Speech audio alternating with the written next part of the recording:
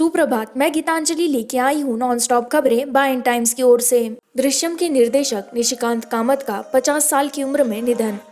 फिल्मकार निशिकांत कामत जो हैदराबाद के एक अस्पताल में पुरानी जिगर की बीमारी के इलाज के लिए दाखिल थे, उन्होंने सोमवार को अंतिम सांस ली। वो 50 साल के थे। कामत को बुखार और अत्यधिक थकान की शिकायत के साथ 31 जुलाई 2020 को एआईजी अस्पताल में भर्ती कराया गया था।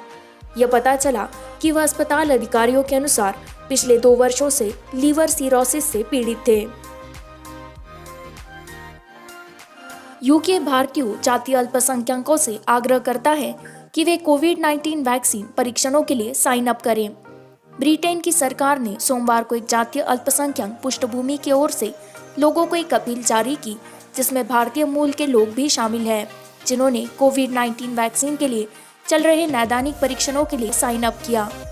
गुजराती और पंजाबी में भर्ती कार्यक्रम प्रसारित किया गया, जो कि बंगाली और उर्दू और विभिन्न समुदायों तक पहुंचने के लिए तैनात किए जा रहे हैं।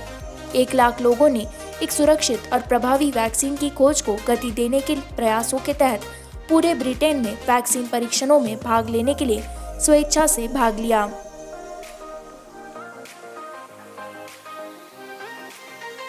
भारत का कोविड-19 टैली 26.47 लाख से अधिक, मृत्यु टोल 50,000 के पार।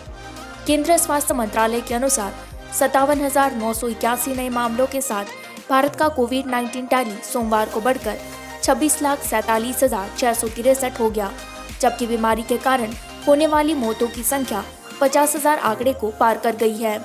स्वास्थ्य मंत्रालय के आंकड़ों के अनुसार इस बीमारी से देश में ठीक होने वाले लोगों की संख्या 19,19,842 है। भारतीय चिकित्सा अनुसंधान परिषद के अनुसार रिकवरी दर 72.51%।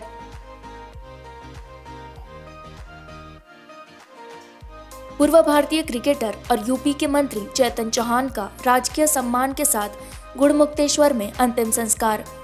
भारत के पूर्व क्रिकेटर और उत्तर प्रदेश के कैबिनेट मंत्री चेतन चौहान, जिनकी कोविड-19 संबंधित जटिलताओं से मृत्यु हो गई, सोमवार को गुड़मुक्तेश्वर में राजकीय सम्मान के साथ अंतिम संस्कार कर दिया गया।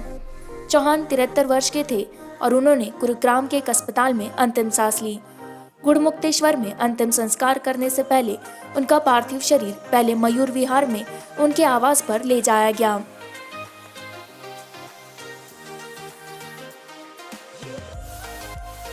रिलायंस इंडस्ट्रीज ने अर्बन लैडर मील बास्केट हासिल करने के लिए बातचीत की।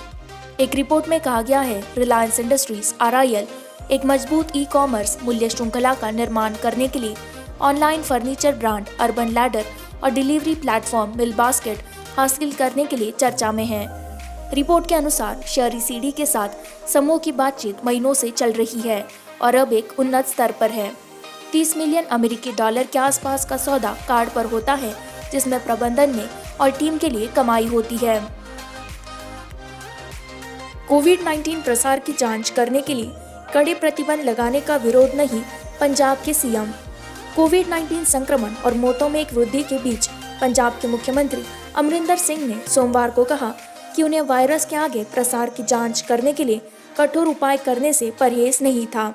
मुख्यमंत्री विशेषज्ञ स्वास्थ्य सलाहकार समिति के अध्यक्ष के एक सुझाव के जवाब में के तलवार ने कहा, अगर जरूरत पड़ी तो राज्य सरकार उपन्यास कोरोना वायरस का मुकाबला करने के लिए कड़े कदम उठाने पर विचार करेगी।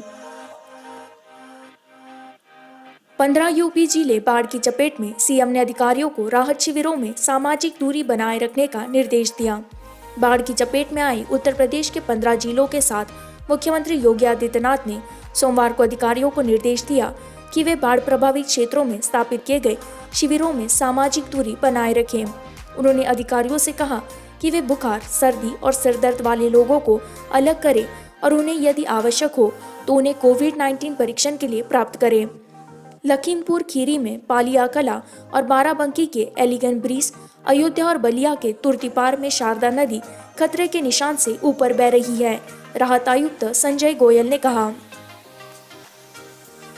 राकेश अस्थाना को BSF महानिदेशक VKK कामुदी विशेष सचिव आंतरिक सुरक्षा नियुक्त किया गया।